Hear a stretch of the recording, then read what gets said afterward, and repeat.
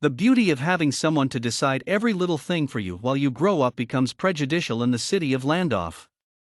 Although Maressa may contest it, her life has been more than 4 times threatened by circumstances. There's 4 core types of deciders in 2050 Landorf: conditioners, logisticals, knee-jerkers, and maximizers. A maximizer works their brain by exhausting every possible outcome linking any consequence, good or bad, to their decision. In fewer words, Maressa catalogs them as overthinkers.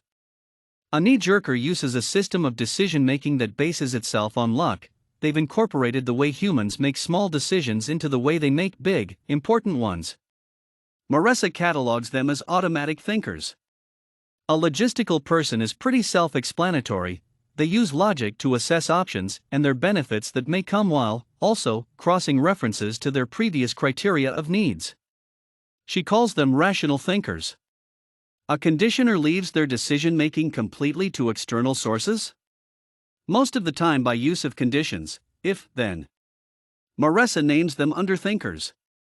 If Maressa is being completely honest, she's certain that being 100% only one of them is exactly what puts Landorf in danger. But commodity and the fear of deciding makes people do and agree to weird things. While growing up may have been easy because her parents were flexible and used every resource available including, but not limited to, spontaneity and sentimentalism, Maressa thinks of herself as being a conditioner. It's really a coward's way of decision-making?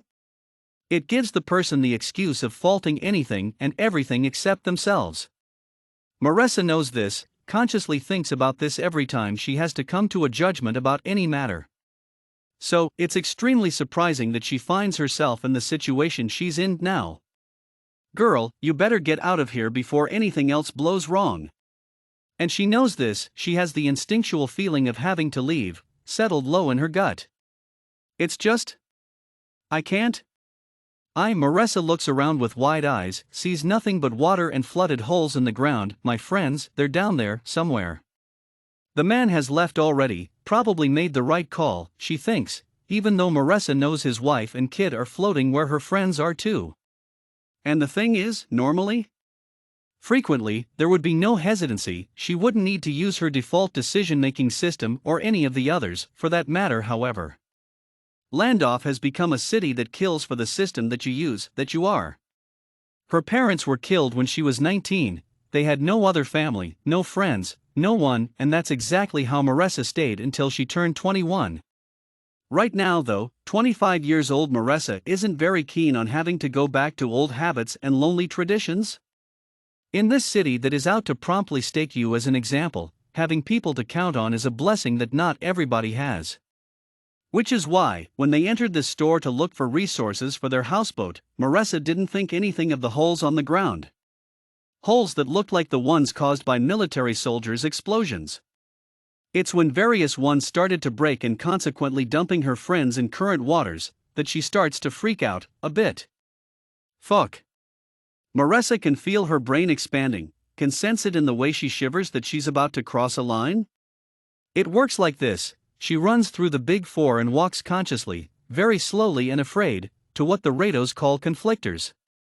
Maressa names them as creative thinkers.